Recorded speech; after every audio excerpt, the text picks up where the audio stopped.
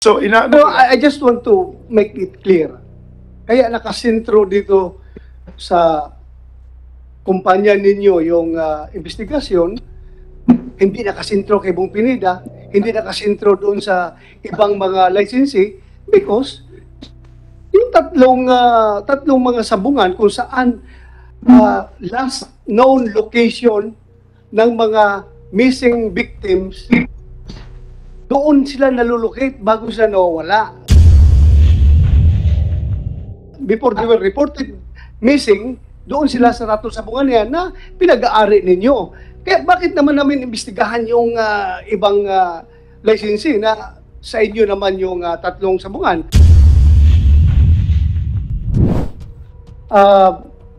You're raising your hand, Mr. Charlie Atongang.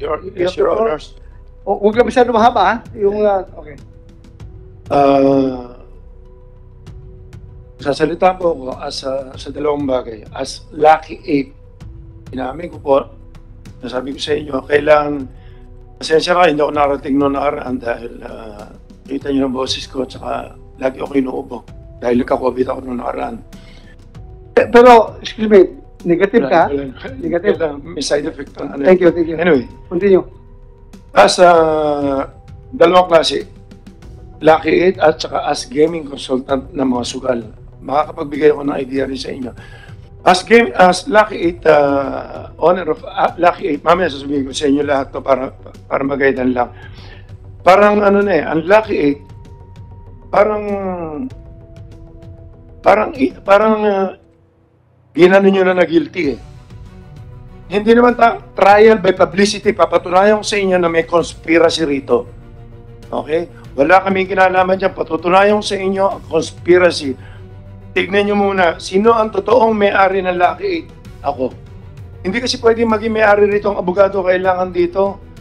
Ang kailangan dito, at least may gaming na alam ka na maski sa anong sugal o power ka man lang sa gobyerno. Hindi ganon. Huwag na tayo magtago sa kalokohan. Maging totoo tayo. Gusto ko malaman, hindi ako mahilig sa pera. At hindi, huwag nyo nang kawawa naman ng PACOR, kawawa DOJ. Ako makapagpaliwanag kasi gaming, ako mapapaliwanag ko sa inyo. Sinisisi sila, kung talagang guilty kami, o kung talagang ititigil ko to, hindi kailangan itigil ang isabong kung talagang kailangan. Kung guilty ako, sasabihin ko sa inyo, kung guilty yung kumpanya namin, pero may papatunayan ko nga sa inyo na may conspiracy rito. Sino may-ari ng Lucky 8? Ako. Pag-aralan nyo may ito.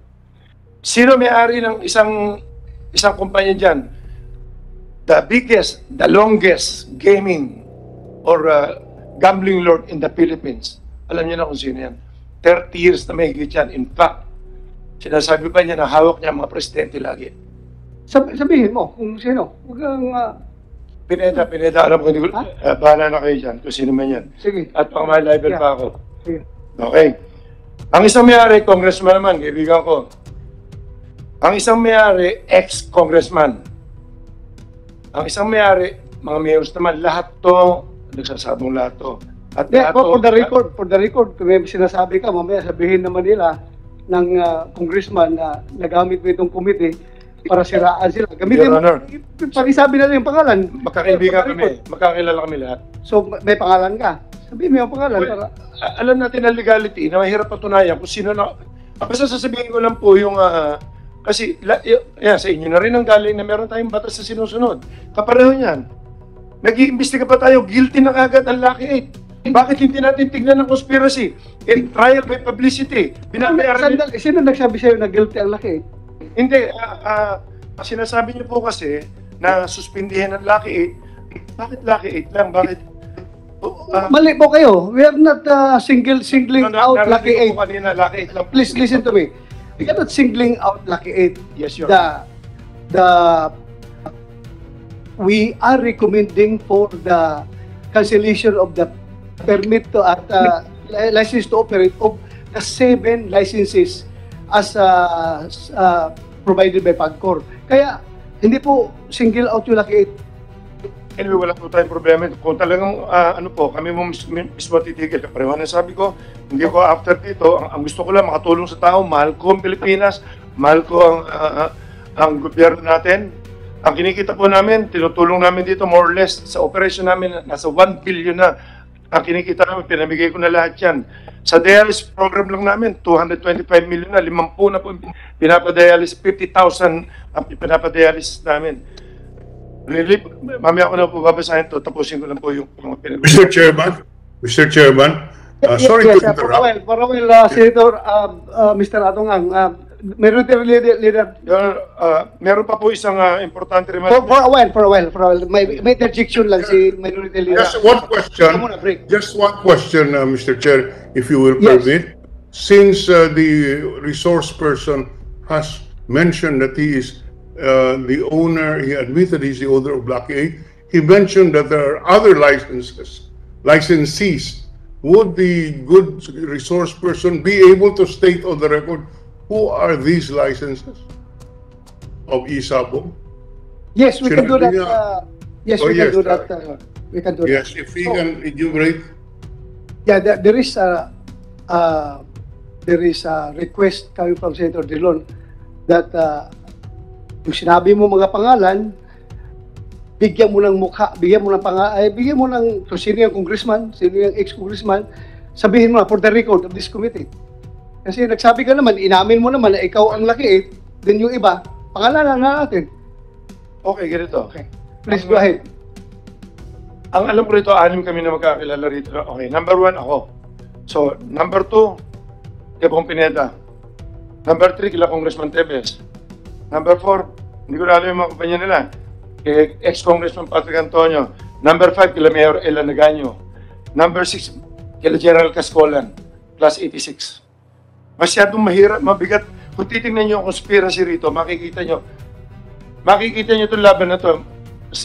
Yung honor, nasabi ko naman, hindi ako, well, total, delikado rin naman ang buhay ko dyan. Bahala na kung ano mangyayari dyan. Papunta na rin kasi sa senaryo na talagang gusto nila, kasi 90% sa income ng Sabong, sa operation, 90 to 95 kami yun. Dahil nasa akin lahat, members ko lahat ang buong Pilipinas na big time na Sabongero, kasi legit talaga na maayos lahat to. Nakita rin naman nila kung ano ang purpose ito, hindi lang gumawa ng pera. Tumutulong tayo sa tao, binabayad natin sa gobyerno. Sa totoo lang, gumawa naman ng batas ang Congress ngayon eh. Dahil wala tayong batas sa Sabong. Ito po yung batas na ito as gaming consultant na. Ang PD 449 po, yan ang original na batas ng Sabong. Fridays and holidays lang yan. Sabungan lang. Noong 1994 yan, 1974, na-amend yan, in-amend yan ni Presidente Marcos bago sa bunga PD 1802. In-amend siya 1802, tapos after a few months, pinalitan 1802-A, 1981, ginawa niyang Sundays and holidays and regular days. Yan yung tinatawag ng mga pintakasina. Ang pinakahuling batas ng Sabong. So, ibig sabihin, amended na yung PD 449, sinabi po ni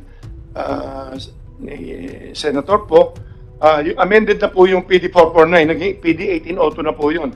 Doon po tumitigil at nagkaroon lang na isa pa na Republic Act 7160 noong 1991. Ipinasa sa local government ang paglilisensya at saka pag-aayos ng pag-i-issue ng license and pag-control na cockfighting inside cockpit only. Doon pumapasok yan. Ngayon, yung pinagtatalunan natin na ang PAGCOR ba may karapatan na umawak ng Sabong? Wala karapatan sa Sabong ang PAGCOR. Dahil ang PAGCOR, babalik tayo doon sa local government code na 7160. Sila ang control, sila ang mag-i-issue ng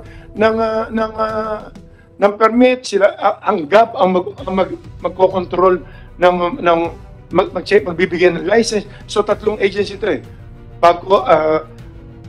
Local government, ang mayor ang mag-i-issue ng permit, building permit, tapos ang GAP ang mag-i-issue ng mga license and everything, mag-monitor ng mga game fixing.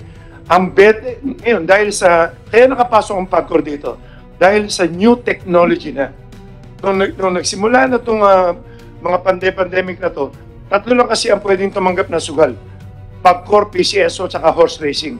So, kung ano yung sugal na papasok dyan, may sasalong isa. Pag walang sumalo niyan, ibig sabihin, illegal gambling yan. Ngayon, since pumasok tayo sa online gaming, gumamit tayo ng computer, online na yan. So, kinuha ng PAGCOR na walang ibang kukuha dahil online ka, tsaka pa lang nila kinuha. Wala pa kasi sa batas ng online eh. Ang online gaming, lumabas noong 2005 lang yata yan. Nagsimula lang yan yung mga pogo-pogo. So, ibig sabihin, hindi rin natakil yan, hindi na pag-aralan sa law yan eh.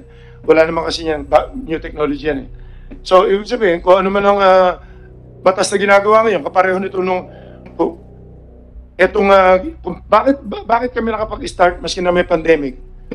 Bakit nakapag-video ka? Ang pinagbabawal ng IATF si cockpit. Cockpit lang po yan. Ngayon, noong nag-apply kami, pinag-aralan ko yung legality. Nagpagawa kami ng ordinansa. Tingnan nyo to. Ordinansa, noong time na yun, wala pang PAGCOR, 2001. Nagsimula kami nung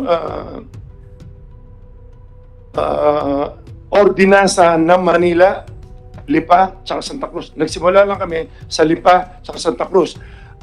Sinasabi sa isang ordinansa, ang ordinansa kasi, yan yung parang Congress ng ating Pilipinas. So, sa bayan ng Santa Cruz, or sa bayan ng Lipa, or sa Manila, sinasabi ng ordinansa na itong kumpanyang ito, since kami nagre-regulate, kami ang local government, binibigyan po namin kayo ng authority na magpasabong na magpalabas ng ng mini cockpit or studio. Ang tawag dito studio. At pinapayagan namin kayong magpasugal sa territory, within the territory ng online, by air or by land. Ibig sabihin nun, pwede tayong gumamit ng online na telepono at pwede tayong tumaya sa betting station na may ticket. Ang betting station na may ticket, bawal pa dahil may nung time na yan, bawal pa dahil may mga COVID nga, bawal yung mga walk-in, bawal yan.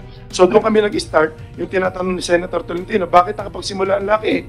Noong time nung panahon ng COVID, nagsimula kami July 15. Kung kukumpletuhin ko rin itong kwento to para makita nyo yung conspiracy. Kung sino ang mga involved dito. Huwag nyo kami i-condemn na guilty kami dyan sa mga nawawala. Dahil, sasabihin ko rin kung bakit. May isang nawawala dyan eh. For the record, I will just cut you short. For the record, this committee is not condemning you for the disappearance of the 34 people. Hindi po namin kayo kinukondem. So, please continue your explanation. Bakit laking laki binibintang yan? Bakit laki sa tatlong area mo lagi nangyayari kung may nawawala? Kami lang po ang pinakamalaking operasyon. Sa amin lang po talaga lumalaban ang mga nagsasabong sa buong Pilipinas. Pero yung iba lumalaban sa amin, yung iba lumalaban din si Kilabong Pineda, yung iba lumalaban din kila Tevez. So lahat lumalaban din, umiikot din yan. I just want to make it clear. Kaya nakasentro dito sa kumpanya ninyo yung investigasyon, hindi nakasentro kay Bong Pineda, hindi nakasentro doon sa ibang mga licensee because yung tatlong mga sabungan kung saan last known location ng mga missing victims, doon sila nalulocate bago sila nawawala. Before they were reported missing, doon sila sa ratong sabungan yan na pinag-aari ninyo. Kaya bakit namin imbestigahan yung ibang licensee na sa inyo naman yung tatlong sabungan? Kaya klaruin ko lang sa iyo, we are not singling you out. This committee is very fair enough. Kaya nga pinatawag ka namin to provide you an avenue to clear your name. Kung indeed wala kayong kinalaman dito sa disappearance ng 34 na tao. Kaya pinatawag namin kayo and we are giving you the opportunity. But before you continue, please, I would just like to recognize Senator Grace po. For a while. For a break, break.